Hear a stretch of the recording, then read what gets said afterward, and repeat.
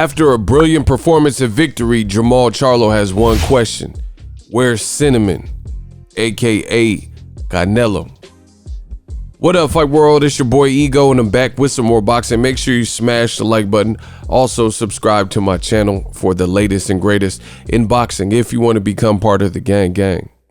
Notification gang, please hit the bell icon. Shout out to the super chats, channel donations, the Venmo donations, the Cash App, and the Patreon family. We working. I just opened up a Zelle, link in the description. It's just my email, directedbyego@gmail.com. These are great ways to help the channel. Another great way to help the channel is to support by clicking that ESPN Plus link if you want to get some ESPN Plus entertainment.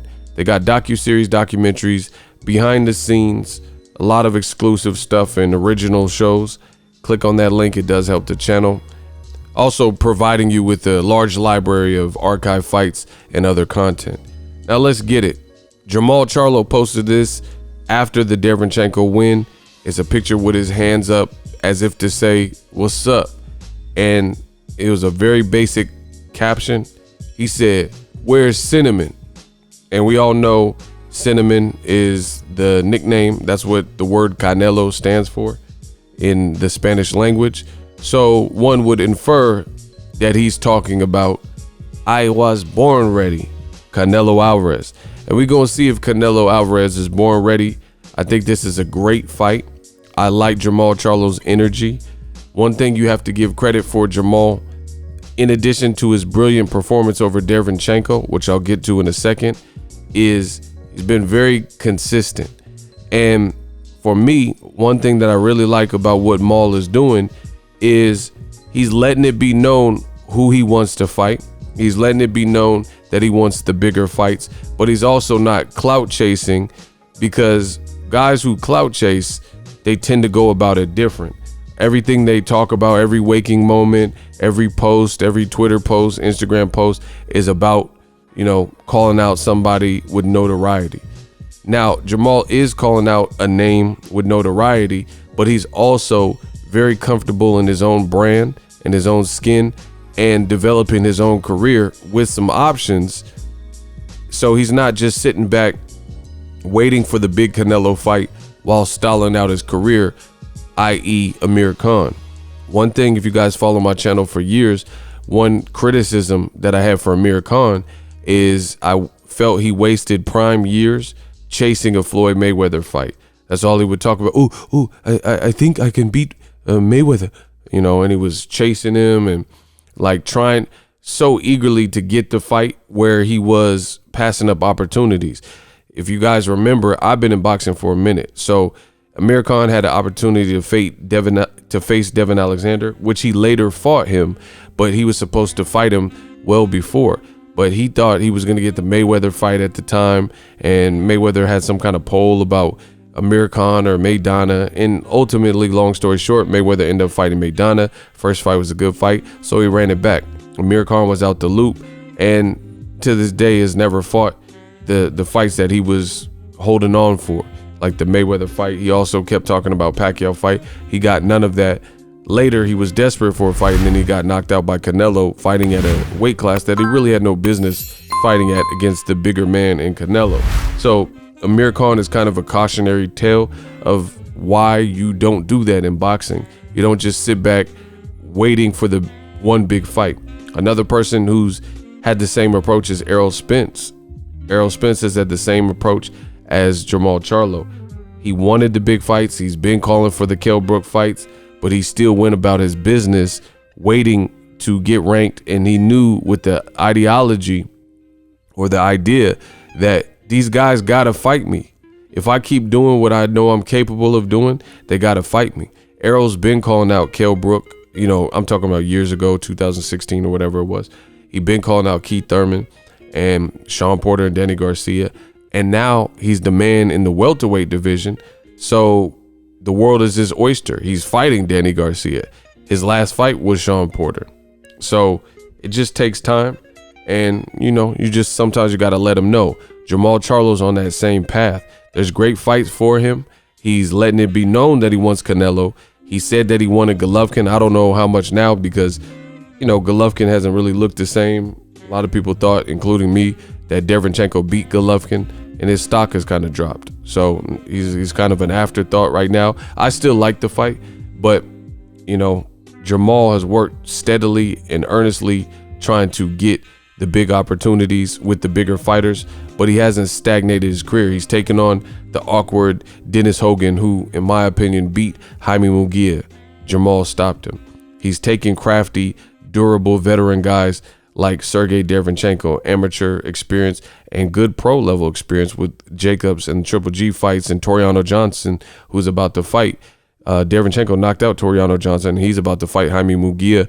And at one point they said Toriano Johnson was a name that Golden Boy was looking at for Canelo. So, you know, he's doing what he's supposed to be doing. I love the Canelo fight, and it's getting harder and harder for the Canelo man fans to denounce Jermall Charlo's arrival.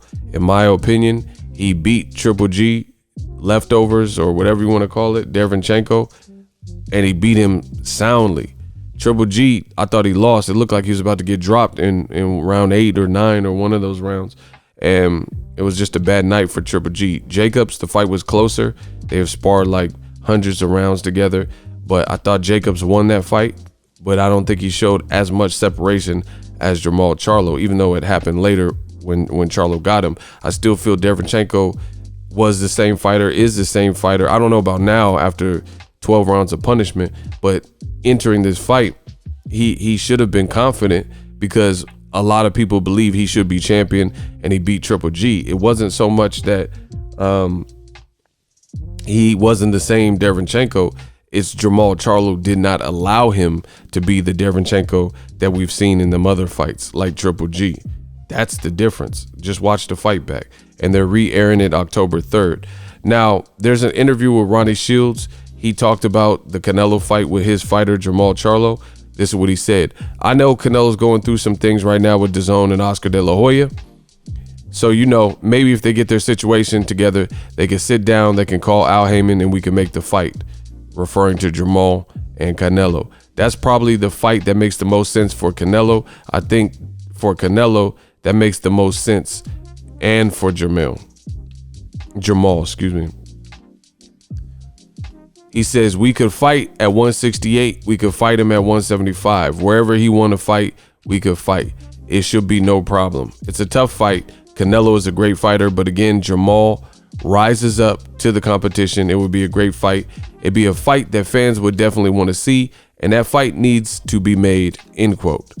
And I wholeheartedly agree with the legend, Ronnie Shields. Great trainer, underrated trainer. That's a must see. You know, they're talking about crowds coming back. They're talking about Oscar De La Hoya getting sued. You know, crowds are coming back. Jermall Charlo just looked good on a doubleheader. Tank's about to fight at the Alamo Dome. They moved that to October 31st. You see what I'm saying? So if crowds are slowly coming back, especially in places like Texas, imagine a Houston native versus a Canelo in Texas with the type of fans that Canelo has drawn with James Kirkland. He fought at the Minute Maid Park against James Kirkland. That did good ratings on HBO. It did a good live attendance. Same thing with Liam Smith. No one even knew who Liam Smith was, but it still did 50,000 at the Alamo Dome. And that was because of Canelo, because obviously no one knew who Liam Smith was. It was an opportunity to see Canelo at that time. So we know the Charlo fight with Canelo would definitely sell. It would do good in Vegas, New York. You know, Charlo's had a lot of good fights in New York, Barclay. Canelo fought Rocky Fielding, 20,000 people, right?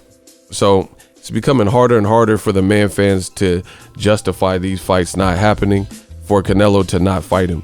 You know, Canelo could fight Rocky Fieldings and Amir Khan and James Kirkland with Noam Wolf coming off of a year-plus layoff. He's a Texas native. Why can't you fight another Texas native in Jermall Charlo? So the pressure is mounting for Canelo. The walls are closing in. Jermall is letting it be known what he wants. His trainers letting it be known that they can fight him at multiple weight classes. So that could make it easier in case Canelo can't make 160. You know, I haven't heard Jermall's stance on fighting at Canelo, particularly at 168, 175, but his trainer is part of his team, and he's saying we can fight from 160 to 175 against that particular person, Canelo. They'll make it happen. So let's see if they can make the fight happen. Obviously, Canelo's going through some legal matters and litigation, but this is a big fight. It's a major fight. I need to see it. No excuses. You know, you see a lot of boxing fans, they're trying to pit the black fighters against each other. Black Murderers Road 2.0.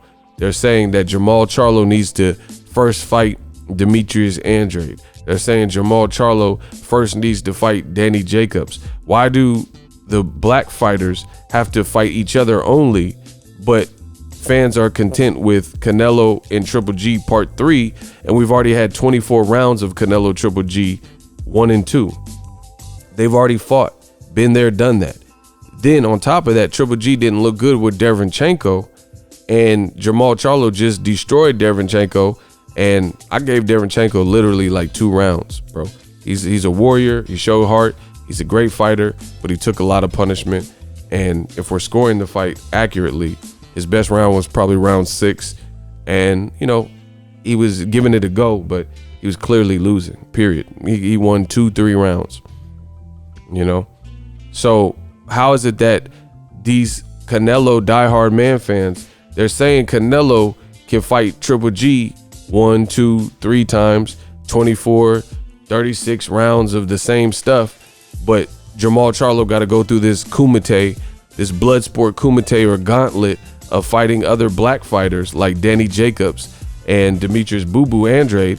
Meanwhile, Canelo and Triple G are on the zone with Demetrius Andrade, and they're not fighting Demetrius Andrade, but Jermall Charlo, who just showed separation against a guy that in Triple G couldn't show separation against Derevyanchenko and really lost. I'm going to say he lost, but he arguably lost at best, right? And Canelo and Triple G are on the same side as Andrade. They don't have to fight him, but we have to see this crossover fight between a PBC fighter and a DAZN fighter in Charlo versus Andrade, knowing that it's always going to be easier to facilitate the in-house fight. So once again, the walls are closing in. We'll see what happens with Canelo's lawsuit, but this is the fight. This is the best fight for both of them. It'll do numbers. I would pay top dollar to order the pay-per-view, whatever needs to happen. Let me know what you guys think, but shout out to Ronnie Shields and Jermall Charlo, Lions Only, for pressing the issue. I'll put a clip at the end of this video, or I might. Errol Spence asked about this fight after Jermall Charlo versus Brandon Adams. I know because I was there and I was filming and I covered that fight. I was in Houston, and they made it clear that they need the fans to keep clamoring for the fights, keep supporting, and keep pushing for the fights. These guys got to see me, and I'll put that clip at this video. Let me know what you guys think. Drop your thoughts in the comment section. We working. And then at the end of the fight, man, we saw these tears coming from your eyes, man. What did those tears mean to you after that fight? It was like a tear of joy, you know. It felt good when you really did it, you know, when you really work hard for something. And that's something I did tonight. I worked hard all camp, you know, to make the adjustments that I made. It was, it was an amazing fight, you know, entertaining fight. Some of the fans can love something. They can always come back to Houston and say, Jermall Charlo, he fought hard, you know, and that's what I did tonight. Right here in front center, Valencia King with Real Talk Sports. You mentioned your team and thanking them. Talk to me about how they've been able to lift you up throughout the journey of getting to this win tonight. My team, you know, we prayed together, we stayed together, we stayed strong. Yes, sir. You've seen all the controversies, stuff going on with, you know, the WBC and things changing, and you know, you just never let nothing distract you. You keep going. Of course, I wanted to knock him out. You know, that's what I do. That's what we all, you know, train hard for. But I didn't get the knockout, but it was an entertaining fight. My brother gave me an A, and I'm cool with that. You know, it's how it was. Yeah, thank you, baby. What? Hey, Ma, you had a great performance today. So what do you have to do to get the Canelo Triple G fight? Because it seemed like he ducked you, they just franchise tagged him. So I feel like, what do you got to do to get this fight, man? You've been asking for the fight for a long time. You've been beating these guys that's in front of you. Canelo say you want to fight the best fighters. Triple G said they want to fight the best fighters. but it seems like they don't want to work with Jermall Charlo. What you got to do to get this fight, man? Man, that's the great question, you know. You know, in order for me to get this fight with Canelo, I'm gonna need all my fans, all the Lions only team to vouch for me. You know, we all gotta just put in that word and, you know, keep putting in work. Canelo gotta fight me sooner or later. He cannot retire without fighting me. You know, I'm one of the best out there, 29-0, 21 knockouts. You know, he gotta fight me sooner or later. In order to fight Canelo, I probably gotta go to Dallas. What's up, man? Errol Spence, new media member, ladies and gentlemen, as well. So, Oh, brother. I love you, Daddy.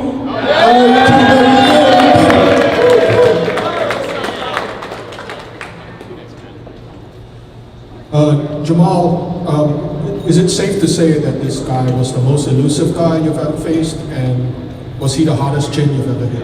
Hell no. He wasn't elusive. He wasn't explosive. He moved a lot. He ran a lot. He took a lot of punishment. I mean, you know, he won a contender. He was a contender champion. Yeah, you know, he trained hard to fight me. You know what? Wasn't nothing but I made the adjustments. I ain't stopping something y'all used to seeing. But you know, styles make matchups. You stick and move. That's the part of boxing. You know, like I want to fight. You know, no excuses, man. No excuses. We only train hard. We only get better from here. Good work, Jermall. Hey, Jermall, can you talk about when you hurt your hand and you know when you did it and how it affected you for the fight? It was in the early part of the fight, maybe the second round. I threw a nice short shot, and I hit him with a like a left hook, and tried to follow with an uppercut, 2 punches back to back.